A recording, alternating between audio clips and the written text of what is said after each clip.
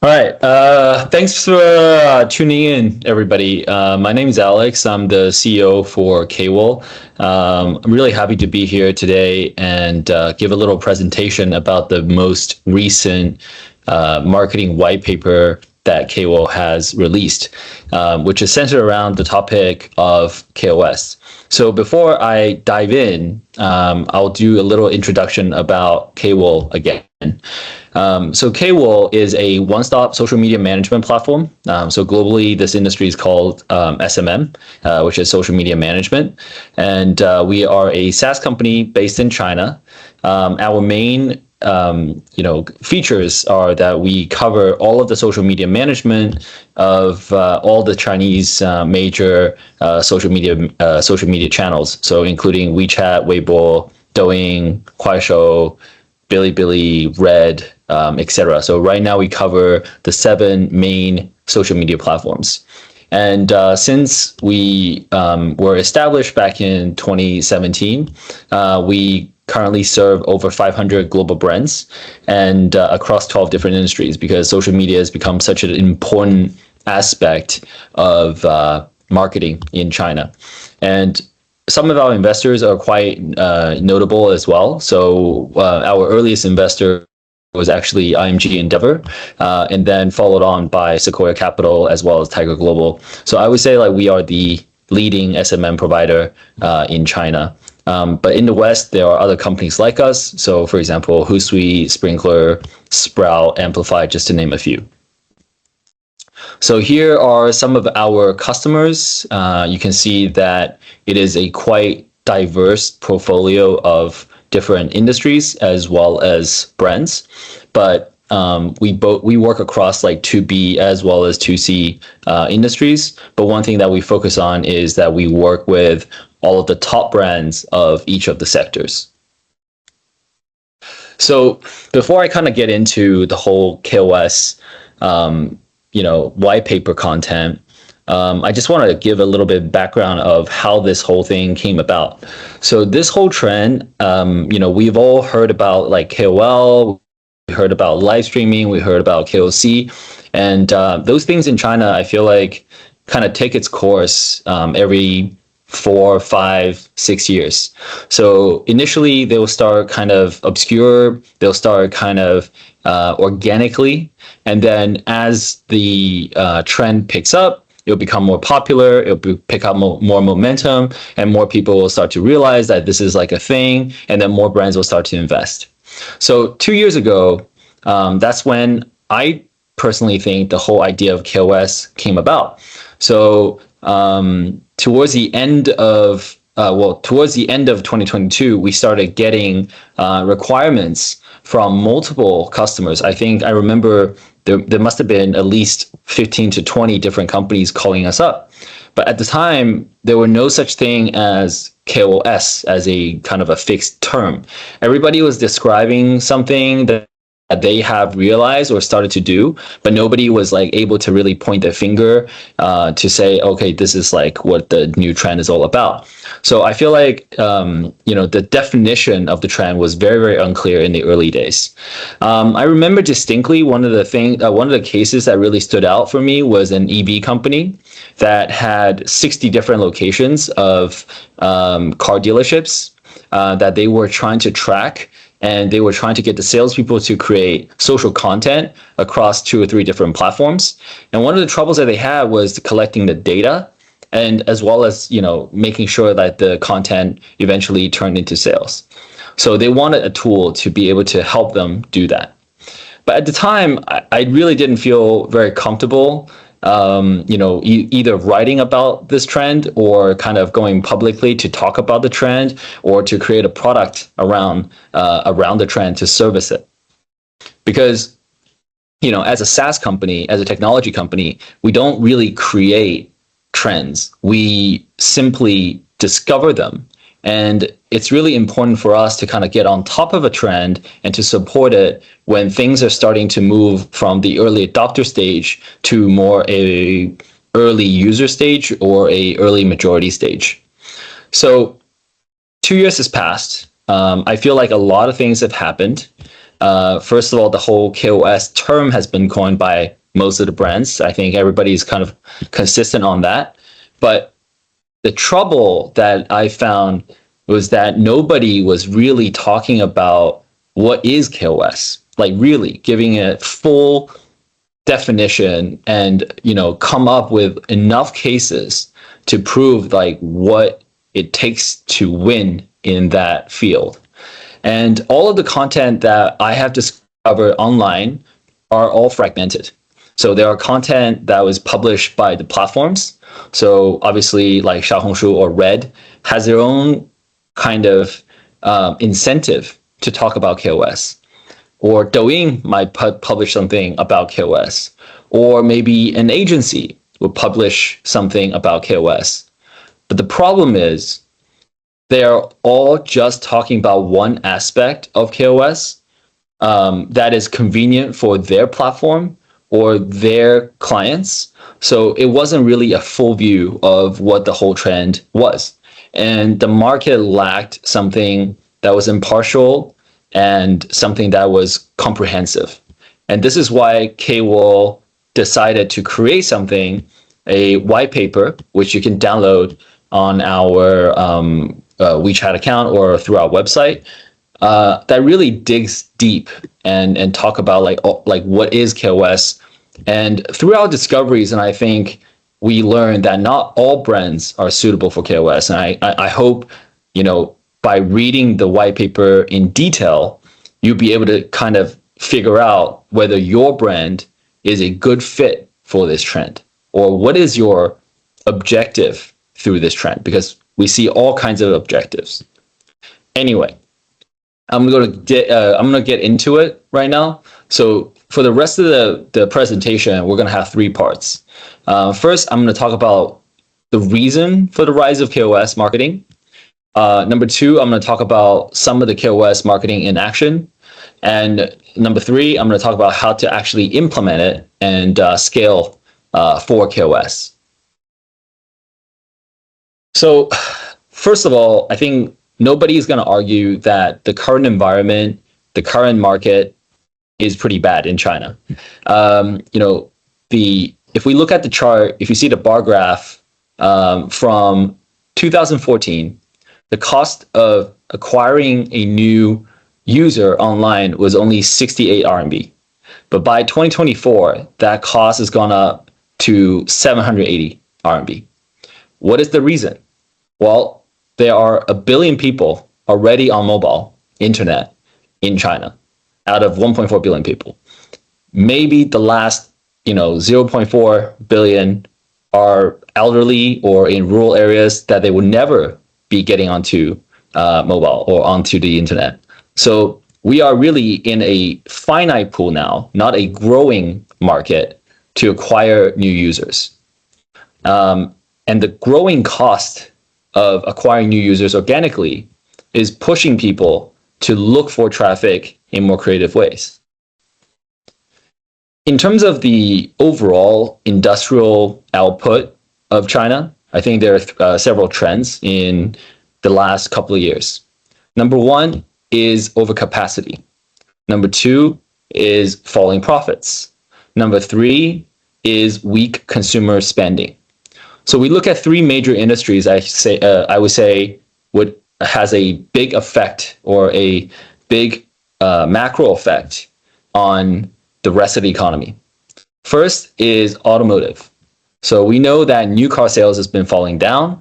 EV has really made it difficult for a lot of traditional car companies. And in between 2022 and 2023, the production capacity of automotive factories has actually decreased by 7%. So there is a overcapacity of production in that regard compared to the demand of the market. Second is home like furniture and home furnishing business. This is heavily tied with the real estate business. For a long time, we actually talked to some of these customers, and it was mostly a real estate play. And for a long time in the past, all they had to do was open up new malls to display their products, bedding, furnishing, toiletries, etc. And they would just make money. So there was no need to innovate, and there was no need to do online at all, because as soon as I open an offline location, natural traffic would just come in. But as the real estate bubble busts, that is no longer the case. So for the first time, for these very traditional industries that relied heavily on the fast-growing economy of China, that is slowing down. So the net profits of the eight largest furniture companies in China has dropped over 5% in the past 3 years. Lastly is the luxury industry. So we know that luxury has taken a significant hit this year. I don't think any of the luxury brands have really hit their growth targets in China. And China being such a large part of luxury's growth market for the past, I don't know, like 5-10 years, this has really slowed down in the entire stock performance of brands like LVMH and Kering, and it's causing them a lot of pain. So that is kind of like where the economy's at. And if we look at how the marketers actually feel, this is a little bit counterintuitive compared to what people are actually saying. So we did we actually did a study, or we looked at a study from SEEB's business school. What we hear in the market from CMOs these days is that we want to have more marketing conversion directly into sales. But what we actually see in the anonymous survey is that between 2022 and 2024, a lot of the top leading brands and their CMOs are actually spending more for brand awareness. Why is that? Because I think just my interpretation of this fact is that even though the pressure is in sales, but in a market with weak demand, if you actually simply just spend more money on, let's say, media buy or on KOLs, it doesn't necessarily translate into new biz. So it's kind of like if you make an investment into more direct sales conversion type of content or type of marketing activities, you might not get the outcome that you desire. So instead of that, large brands like L'Oreal, like a lot of luxury brands, are actually taking this opportunity to double down on their brand awareness and building that brand, so that when the economy does get better, they'll be able to quickly regain the missing profits, but at the same time, kind of squeezing the competitors out in times of economic downturn. So with the KOS trend, we actually look at a number as well, based on what Xiaohongshu has actually talked about. There is in 2023, the number of KOS accounts has grown 115% compared to 2022. And the number of KOS generated posts has actually grown 120% compared to 2022. Some of the leading industries that are doing KOS marketing on Xiaohongshu include beauty, personal care, apparel, automotives, medical, etc. So as you can see, the breakdown of these industries and percentage of brands that already have an official KOS marketing presence is that we are right now at a tipping point where this trend is going from an early adopter phase into an early majority phase. When you cross the chasm and entering mass market, that's when the opportunity will kind of start to diminish. So I think it is quite important for brands to start action today while the trend is still in a upward trajectory, and we have enough data and have enough best practice to actually take care of it. So what is the business objectives of KOS, key opinion sales marketing? First, some of the brands want to use KOS to raise brand awareness. Like I said, L'Oreal, LVMH, they are all trying to raise brand awareness again, bring their core brand value out through their marketing. That is becoming a more important phase compared to when the market was on the way up.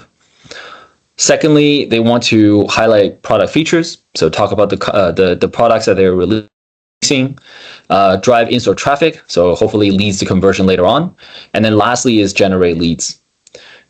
Not every brand will have all of these objectives, because obviously you have to have priorities when you're setting up your objectives, but all of those are quite common in the brands that we have talked to.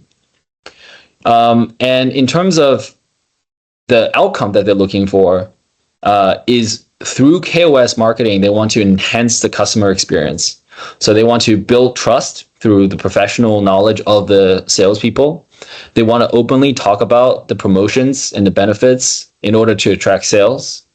They want to be more catering to individual needs, because with a salesperson, you can actually use that salesperson to learn what are your customers actually asking for, or what your potential customers are looking for, so that they can make recommendations.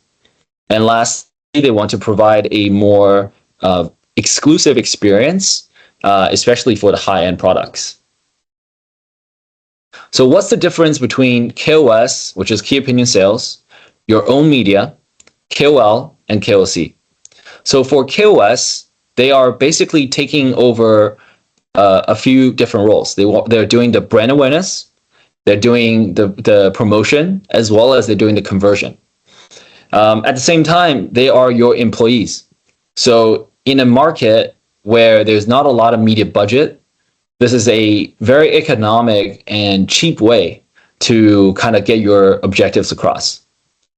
Compared to your own media, I would say the own media is more like, especially on platforms like WeChat, a lot of content is much more official, much more distant. It's more like a website, your kind of your official website for people to kind of learn more about your brand. But there lacks a little bit of a personal touch. There lacks a bit more of a communication.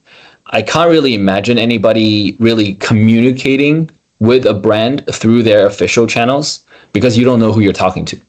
So that is kind of, the positioning of own media is more about like official channels, the official images, the official brand standing, but it doesn't create very highly engaging content. But for recent years, I think brands have been utilizing KOLs. But I think this year, and actually started from last year, we see a sharp decrease in the KOL promotion budget, especially this year. The reason is KOLs are no longer considered economically effective for a lot of brands. One, the spending that brands actually spend on KOLs are not really converting into enough sales. So in terms of conversion, it's not really working. Secondly, brands are starting to realize that they lack a lot of the brand loyalty when working with KOLs. So the KOL could be working for your brand today if you pay them, and tomorrow they'll be working for somebody else. And not a lot of the followers actually trickle down from following the KOL to following your brand. They're more of the fans of the KOL rather than the brand.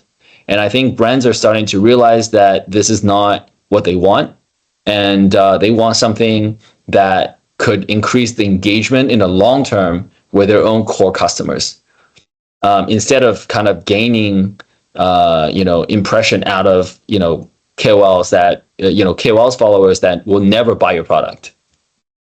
Second is KOC. That's also been quite popular in recent years.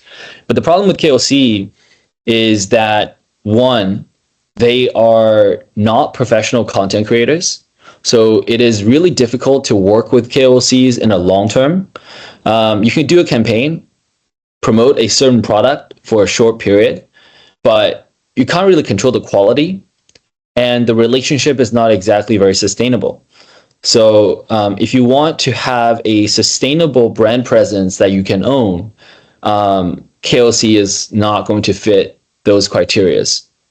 The benefit of KOC compared to KOL is mainly the cost, but compared to KOS probably still has like the lowest amount of cost since they are already your employees. So this is a very, very important graph. So in making the white paper about the KOS marketing trend, we actually interviewed, I think, over 30 different brands. And we looked at how every brand or every industry actually use KOS.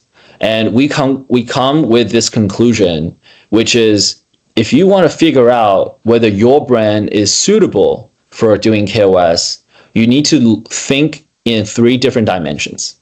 First, KOS, in order for KOS to be economically effective or in terms of business model makes sense, your product has to have a high unit price. So if you're selling toothpaste, you don't need a KOS, right? Because if I was a customer, I don't need to talk to a salesperson to buy toothpaste. I could just go to the supermarket and buy that. It's only when your product is quite expensive, then it makes sense for me to consult a salesperson before purchasing. The second dimension is decision complexity. So imagine if I was to buy a standard product like a Coke Zero. I know exactly what a Coke Zero is. I don't need to consider it too much. It's cheap, it's straightforward. Every can of Coke Zero is the same. I could buy Coke Zero from this, store A versus a Coke Zero from store B. The pricing is going to be similar. But what kind of decision complexity comes when you're buying a car? First of all, the car is very expensive, so it's a very large decision. So you have to think carefully and logically. Secondly, there's a lot of moving parts within a car. I'm not a car expert. So when I buy a car, I need to talk to a salesperson to understand what makes this car uniquely suitable for my needs. So I need a lot of explaining. I need to know like what's the difference between leather seats versus, like synthetic seats? What is the benefit? What is the cost difference? Should I buy a Mercedes versus a BMW? Like what is the better car for me and for my needs? Also, when I buy a car, if I buy from dealership A versus dealership B, I might get a different price. So it pays off for me to find a salesperson that I feel like is knowledgeable and would be able to develop a relationship with me and would be able to get me the best price. Things like car insurance, things like, selecting certain features, those will all affect the cost and the decision making in purchasing a car. Another example is when you're buying luxury goods. So, I'm a watch collector. So I know certain watch brands, it is very difficult to buy certain watch models. So in my case, you need to develop a relationship with multiple stores and hopefully with the right salesperson, because that person would basically decide whether you are able to buy the product that you want. And this is very similar when it comes to high-end purses or jewelry. Certain products you need the salesperson to help you secure. So they hold a lot of that decision power. The third dimension, which is not listed here, is that we believe that the best KOS industries are that have offline locations. So think about how if you're buying something that you could easily get online to ship to your house, a lot of times you probably wouldn't have that long-term relationship building that takes place when you are talking to your salesperson. So it's really about having that offline experience aspect or the shopping aspect that the salesperson's knowledge and the salesperson's communication and interpersonal skills really become an important aspect. So, things like cars, things like real estate, things like furnishing your home, things like, going to university, that takes you to the location, right? You want to see what that school looks like. You want to see what that tile feels like. You want to see what that bag feels like. So it takes, definitely like having that offline shopping experience really makes the KOS marketing more important for your brand. Again, these are the three aspects that we consider. If you tick all the boxes, then you are a perfect fit for KOS marketing. You should start today. But not all brands will fit those criteria. And even some within certain industries, the price difference might be quite large, right? So if you're doing beauty, maybe doing like a moisturizer or whatever, certain high-end moisturizer might cost you $1,000, whereas low end could just be $10. So where you are positioned within your industry also matters. So it is really important for all the marketing teams to kind of decide on their own. And if you tick 3 boxes, perfect. If you tick 2, okay. If you only tick 1, probably not a great fit. If you tick none, then don't do it, right? Because you're probably going to be wasting your time. So I think this is a very, very important slide, and I highly recommend everybody to kind of do the thinking themselves. Next, I kind of just want to talk about where KOS, sits in your entire marketing plan or your marketing funnel. So as we can see, in a marketing funnel, there's the awareness stage, there's the attraction stage, there's inquiry, action, and then later on advocacy and repurchase. So a lot of the KOL stuff and KOC stuff in the past couple of years has been very direct related to sales. So it's much more like, hey, just buy this, right? It's very, very straightforward. It's like, I give you discount, you buy it. That no longer works because there's a very weak demand in the market. So what brands are really looking for is something that could take the journey from beginning to end. In the case of B2B, especially, the decision process of a marketing funnel used to be 9 steps. So you needed 9 touch points across awareness, attraction, inquiry to lead to action, which is a purchasing step. Now, from a lot of the people I talk to, now it's like the industry standard has increased to like 13 steps. Why? Because in an economic downturn, people are buying things, but with a lot more care.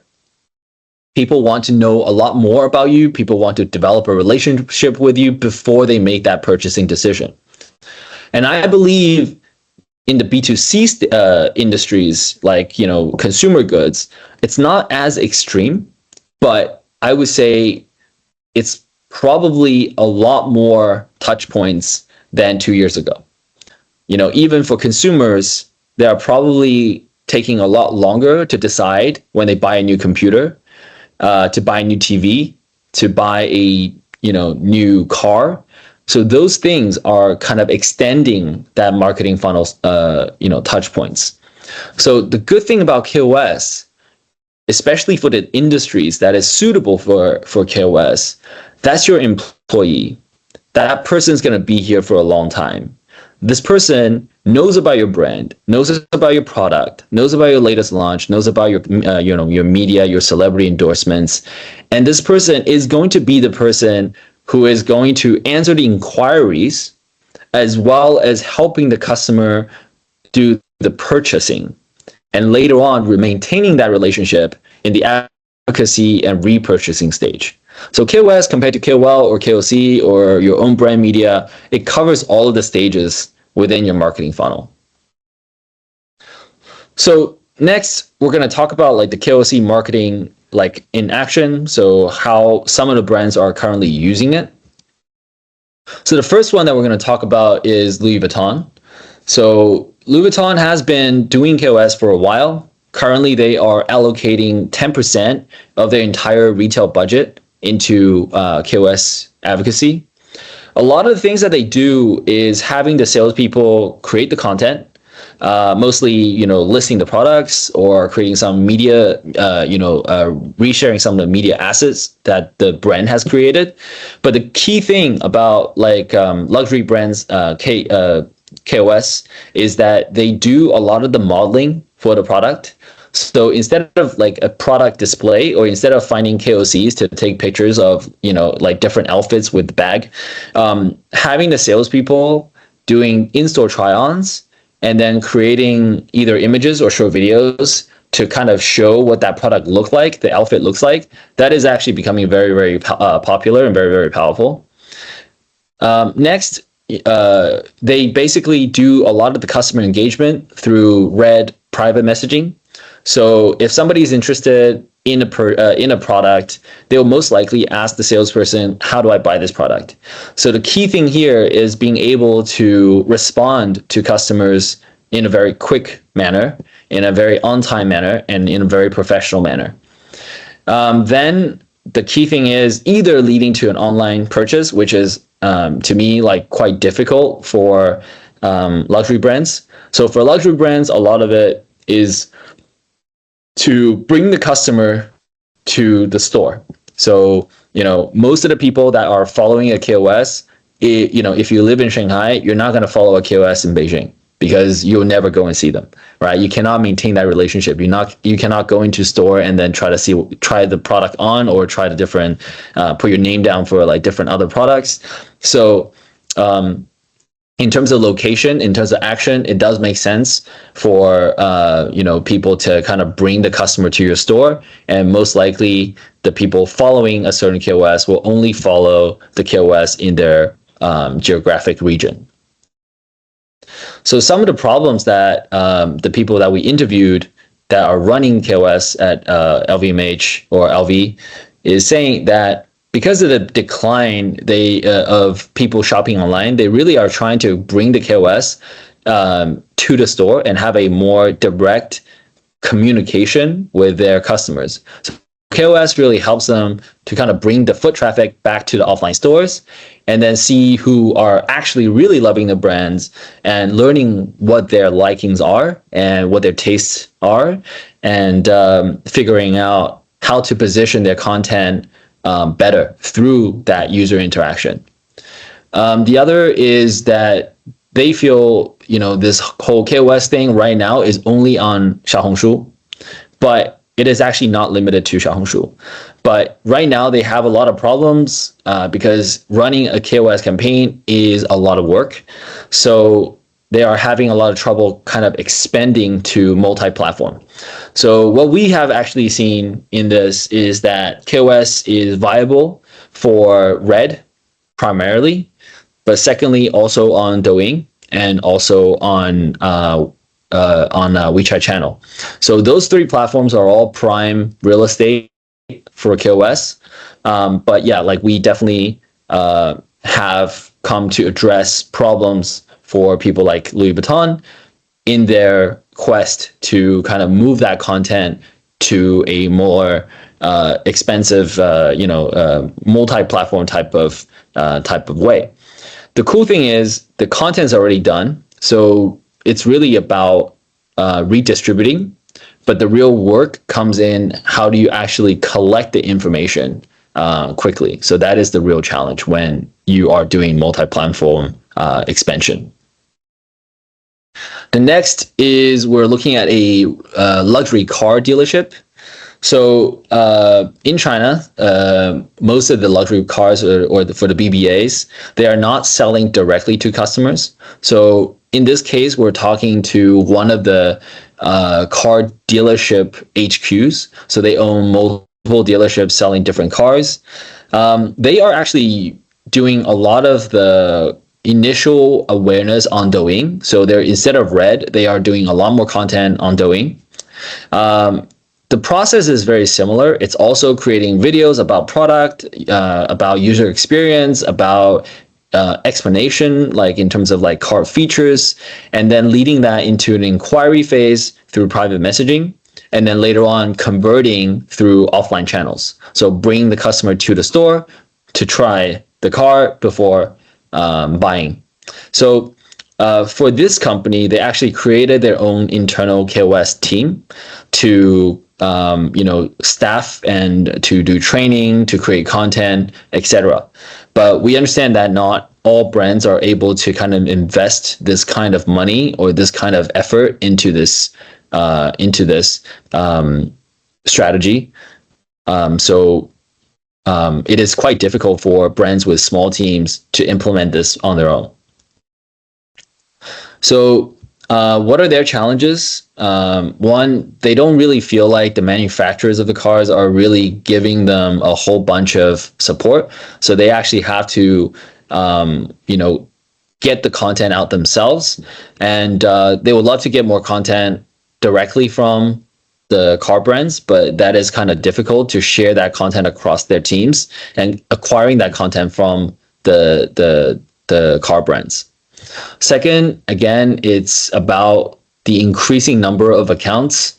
Most of the car dealership have hundreds up to thousands of KOS accounts, and they already created a very expensive team. But as the kind of strategy expands, it's really difficult for them to expand to other platforms, as well as managing it properly. Like I said, when we first discovered the need for KOS 2 years ago, it was through a car company that wanted to know the data of all of their dealerships, and they had to do this manually, meaning like having somebody to call all the dealerships and collect all the content and content data in an Excel sheet, which is one, ineffective, two, very, very, very labor intensive. So that is kind of like some of the problems that they are facing when they are scaling the strategy. Number three, this is a real estate example. So we see a lot of real estate companies selling apartments on Douyin and Xiaohongshu now. I personally recently got a new rental property, and I also talked to a lot of the intermediary agents through Xiaohongshu. So you'll see like what kind of listings they have, what kind of content they have, and then you chat with them through the private message, and then later on you will convert when you actually go and see the apartment. So right now, for this real estate company, the way that they see KOS is really about reutilizing some of the existing resources, meaning their salespeople. So their annual marketing budget is over 10 million RMB, and 20% of that is considered for salaries of salespeople. And for a while, the real estate market in China hasn't been doing very well. So they are thinking that 20% salary is kind of going to waste. And also the 40% that they are spending on KOLs, it's not really generating a lot of leads. So instead of doing that, they put the KOL budget into the salespeople's budget, and then giving salespeople more media training and helping them create better content, and then actually creating more sales through their own employees and saving money and creating efficiency within. So right now they have teams of 2 to 3 people managing each of the accounts. So they will select the salespeople. Some of them might be better at content editing or filming. Some people might be better at presenting or speaking. So they will like divide their own jobs in micro teams, 2 to 3 people, and run each of the accounts. And then also, like I said, for them, it's really about utilizing a lot of the idle time that the salespeople have just waiting around for customers to show up. So instead of doing that, they're going into public traffic and try to create their own lead pipeline through social media channels. So what's the more important? We see a lot of that a lot of the cases, the past three cases, have all been very, very focused on sales performance. So it's a very linear type of way they are seeing KOS. It's all about like, give me sales, give me sales. But we saw that in the SEEB study, brands are actually trying to use different ways to kind of consolidate their brand. So what are some of the cases that are doing really well in terms of brand promotion in regarding to KOS? One thing that one brand that we would mention is Lululemon. So by doing KOS campaigns, Lululemon has actually increased their foot traffic, their in-store foot traffic by 10%, and increased their GMV by 10%. The way that they do it is slightly different from what we talked about in previous cases. They have over 2,000 KOS accounts and over 100,000 private messages on a monthly basis, and they have over 500,000 private domain users, meaning followers of these KOS. And they actually publish a lot of the brand content into these private chats to kind of activate their own communities. So what are they doing? They are creating, they actually have a role called Lululemon ambassadors. So where they share a lot of the way that they are wearing wearing the outfits.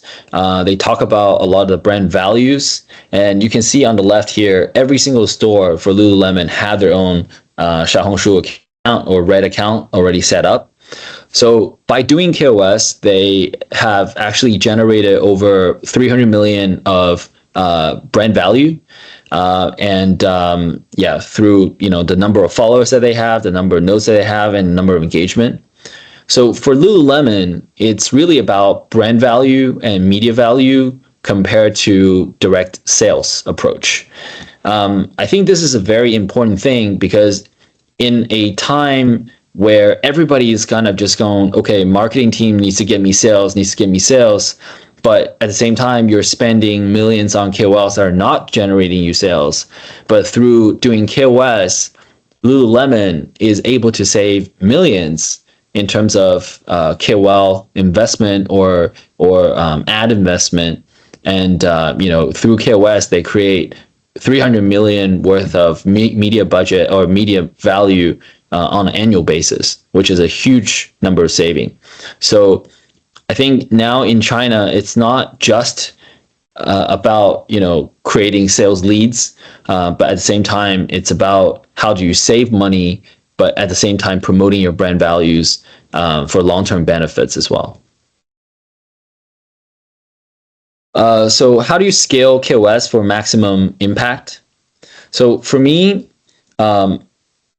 in the research phase of our white paper, we've talked to a lot of people. So we've talked to the platforms, we've talked to the brands, and we've talked to a lot of agencies, and we talked to some other technology providers. In my opinion, I feel like if you want to actually succeed with the KOS strategy, it is both an art as well as a science. So the art part is how do you deal with all of the the personal stuff or the training stuff when it comes to the strategy. So there's a lot of art that needs to take place. For example, how do you train your salespeople to create good content? How do you do media buy against good content that is going viral? How do you solve the problems with the platforms when maybe some of your KOS accounts are being blocked or limited traffic by the platforms for saying things that broke the platform's rules? So you need somebody to basically fish them out of jail a little bit and work with the platform to see, okay, if I do a campaign, can you give me some support? So that is a lot of the art part, and that needs an agency with the track record and experience in order to do that. The second part is the technology. Like I said, as well as some of the cases that I've mentioned above, a lot of brands are okay doing things in-house and doing things manually when they are limited to one platform or a finite number of KOS accounts. However, when they are seeing that it is actually creating economic benefit for them, they want to scale to different platforms, but they cannot keep up with the labor cost. If you increase the labor costs, then the KOS initiative will not make you any money. So how do you actually scale up, but at the same time lower your scaling cost is a critical problem. And I think this is where KOL as a technology company can come in and support and help in that regard. The scale that we have seen is that a lot of the brands are managing hundreds of KOS accounts across 3-4 different platforms. So imagine if a brand has 100 accounts across 3 platforms, that's 300 accounts, posting three times a week. That's 1,000 posts every week, and it's impossible to have the most updated insights around performance, around customer sentiments, around engagement performance. All those things are kind of critical if you want to do micro adjustments around your content strategy. So that's where the science part comes in, if you can actually do this automatically and in real time. So you need a combination of an experienced team to help you manage the people and the training and the media buy and the everything in between in the gray area. And then you also need a technology to make sure that you don't have to pay so much money just to do the manual work and getting the data that you need to optimize your strategy. So this is actually a case that KAWO has done with one of our partners over 3 months, and the ROI is, through the sales ROI for this luxury handbag case, we were able to generate 3x the initial investment. So for every dollar that we put in to do the KOS campaign for this luxury brand, we were able to generate $3. And this is not actually including the 2.6 million, social media exposure that took place and the media value that is generated. So we're not valuing in that media value. We're just looking at the exact conversion numbers. So in terms of sales numbers, you will see the result if you have a professional team with experience helping you to do this. But if you're only doing half of it, let's say you're only doing the technology part, you're just looking at the data, but without the art part, which is like, how do you run this campaign? What's your content strategy, etc., you're not going to see this kind of value. And by industry, there might be a little bit of a difference. So for, this is a luxury handbag case, but maybe if you're a car dealership or if you are a industrial brand, maybe your ROI could be a lot higher, or it could be similar. So it really is based on industry as well. So it doesn't hurt to inquire what the KOS kind of benchmark would be for your industry. And this is some of the analysis things. So like through KAWO, we're able to help this brand optimize a lot of the content. So we are able to quickly find what type of cover images really spoke with the customers in order to kind of create more similar type of content. And we communicate directly with the agency partner of ours so that in their media buy, they're quickly picking this up and then actioning it in order to get better exposure. And also we're looking at like the best performing content, the best kind of outfit. So there's a lot of data that could help you quickly optimize your content, and that could help you in the long run. Yeah. The next point I want to make is this is not a job. If you want to make this succeed, this is not a job just by the agency or by KAWO. So a lot of times that we find is everybody wants to do KOS. Like once they hear about it, once they have read our white paper, like we've been getting so many inquiries. But one of the key thing is, KOS does two benefits. One is your branding benefit. So you will raise your awareness, you will bring your brand value up, you will get a lot of impressions, a lot of engagements. But at the same time, the sales takes place in retail. So it's actually retail marketing that needs to arrange the training for the salespeople, that need to collect the results from the salespeople. Like, let's say, hey, are you actually posting, 3 pieces of content every week? Or how do I reward you if you do a good job?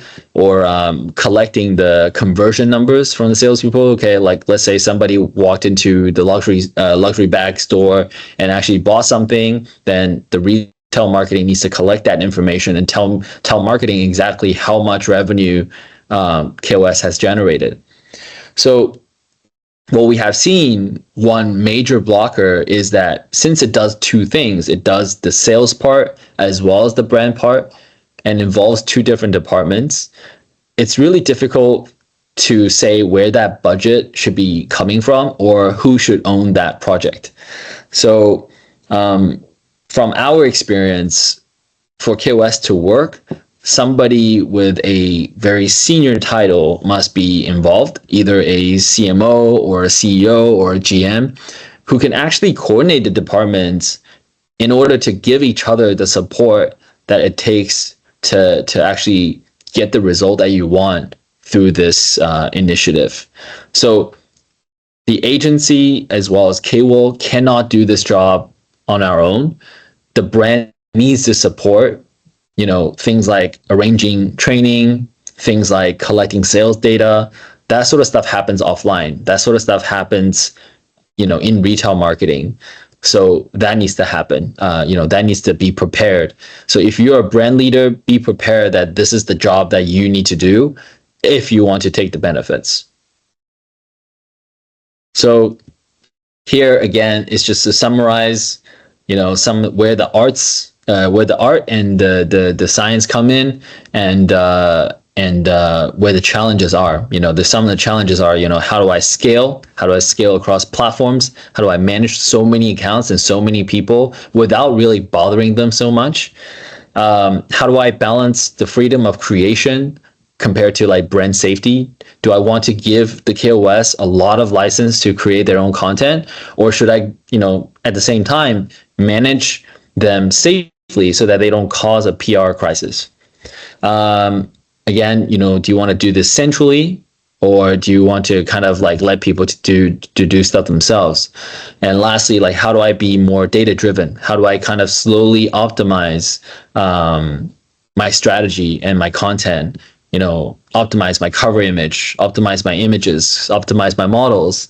So all of that is, some of the challenges that needs both art and science to kind of fix. So yeah, so if you want to do this, you got to have the right infrastructure. You have to have the content output. You have to have effective tracking. And then lastly, the brand needs to have the incentives ready for the salespeople. Otherwise, like, nobody's going to be motivated until they actually see that this is contributing to their ROI or their KPI. So we see, in our experience implementing KOS with a lot of brands, initially before the salespeople make sales, they are not really interested to participate or proactively participate because they feel like you are taking their time away. But once they actually see that, they are making money and they are actually getting new customers, then they become very warm to the idea. So it takes time and education. And I think as brand owners or marketing teams of brands, you need to set that out. You need to understand those challenges before you participate. Next, we're going to just very quickly look at some of the things that KAWO is able to help brands in their KOS strategy.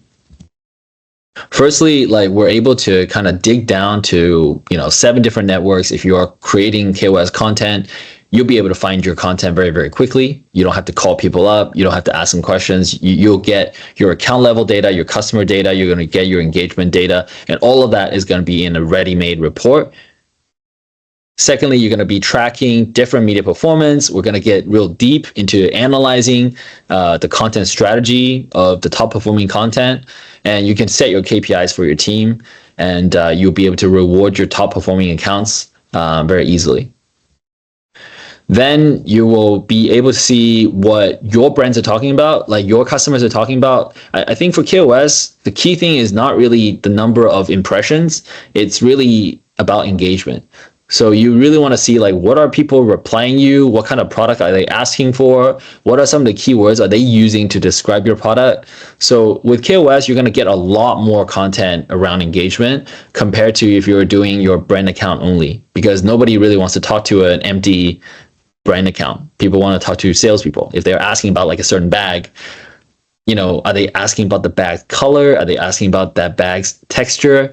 Like, what are some of the key things that they really care about? So that engagement analysis is super important. Also, you can use KAWO to do tagging of your different content, so you can see exactly what are the content, pillars, performance based on different tags. You can also see like what kind of things that you have planned.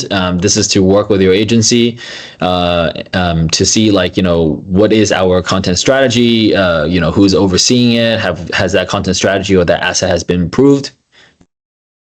And this is the shared media library. So again, a lot of brands are using KOS to do the brand marketing aspect. So they're using KOS to they don't really care about the number of sales. They really just want to promote the brand awareness. So it is super important for them to give the content asset access to the salespeople. So for KAWO, we have this amazing centralized content hub where salespeople are easily able to access all of the brand content, make sure they are following brand content guidelines, and etc. And this is the approval aspect. So like I said, do we want to give the salespeople the freedom to create, or do we want to make sure that the brand safety comes first?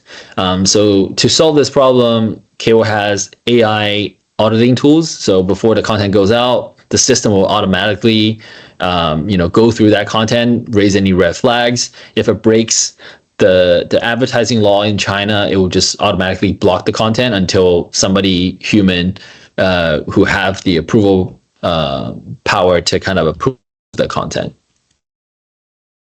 And also we have like manual content. You can actually collaborate through this process. So you can actually edit the wording, you can edit the pictures, and all of that will leave a paper trace so that we can go back and see what exactly happened in that content creation process. And lastly is competitors. So maybe you're doing KOS, but your competitors are also creating KOS. So KAWO is going to be able to help you track your competitors' KOS as well. So that's important because you'll be able to see like what kind of content are they creating, what are their top performing contents, so you can kind of incorporate that into your strategy as well. So that's a little bit more about that as well. And see, what is your top industry performance and what kind of key aspects are they looking at. So yeah, that's all from my my white paper sharing. Again, like today, we're not going into super detailed numbers or anything like that. Like if you want to see that, that's going to be in the white paper. We have that white paper in both English and in Chinese. So if you want to see all of the cases in detail, please go and read that. But today, what I really wanted to do is to just give an overview of how this project came about. What are people seeing to be the biggest challenges? What are some of the things that needs to be defined? Because every platform is going to tell you, oh yeah, like every brand should be doing this because that's how they get more people onto their platforms or more brands to invest into their platforms. But in my opinion, I think the key takeaway, if you take nothing away from this presentation, is to understand two things. One, does your product fit the strategy? If it doesn't, don't do it. You're going to waste time. Number two is understanding your objective. Are you trying to make money, or are you trying to create brand value? Because you might not be able to do both. Number three is if you want to do this, you're going to need outside help. The fastest way that you're going to do this is through outside help. And there are going to be a lot of providers in the market that are either agencies, so they'll do everything manually and they'll just like, work with you as on an agency basis, but they're not going to be able to provide you a lot of very useful data, and they're not going to be very scalable, because when you scale, you're going to have to pay them more money.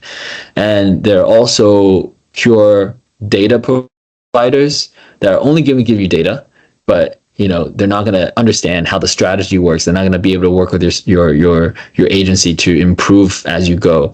So for me, like, the only way that this works is to actually work with a solution provider, meaning you combine the art capability as well as the science capability, having that agency service as well as the data and the scalability that offers you scalability. So that's kind of the three main things that I wish everybody really think about before they start doing this. Yeah. Anyway, so last bit, we'll just do some Q&A. If anybody have any questions, please let me know. Animal feeds industry, are you B2B or are you B2C? Okay, so yeah, like we've seen some we've seen some B2B that has actually gotten a lot of like success when it comes to KOS. But I think the key thing is with B2B and B2C, you can do KOS, but the platform selection might be different. So B2C will mostly likely be in Red or Douyin, whereas B2B, you're gonna do it on WeChat channel. But the good thing is the content might be reusable for all platforms. So when you create one content, and this is why a lot of brands, once they start doing one platform, they want to do all the platforms, because the cost is marginal, right? Like, you already have the content. So if you want to do if you want to do this, if you have a product for consumer and you have a product for B2B, you can do it. Just select the platforms properly, and you need to have an agency as well as a data provider that is going to be able to help you scale with that, especially an agency that have experience with all three platforms. If they only do Red or if they only do Douyin, then you're going to have a lot of trouble, because, like I said, the art aspect is super important, and there's a lot of gray area when it comes to this, because there's a lot of things like when you do too well, you might be locked into social media platform jail, and you need somebody with the connections to kind of fish you out. Otherwise, your account gets closed forever. So there is a lot of that. So it's not just the strategy aspect, but also the relationship aspect in China. So hope that answers your question. Yeah, cool. If no more question, I just really recommend everybody to read the white paper, because the white paper will have a lot more stuff in detail. And if any of you guys have any questions, like, please feel free to reach out to us after the meeting. We're happy to kind of talk about like what kind of cases that we've done in a more private setting, if you're more interested to learn about what exactly are like the customer cases that we've done. I don't really feel like we should share this in this kind of open discussion. Otherwise it turns into a sales pitch. So if you want to have that, we can leave your information with my team member, and we can definitely organize that privately. And we do that specifically for your case. Thank you. I think we'll pause here. please feel free to reach out to us. Always happy to discuss further. I really hope the white paper, it took us 6 months to do. And my objective is really to provide everybody a unbiased, comprehensive look at the topic. So thank you again for tuning in. Okay. All right. Talk to you all later. Thank you.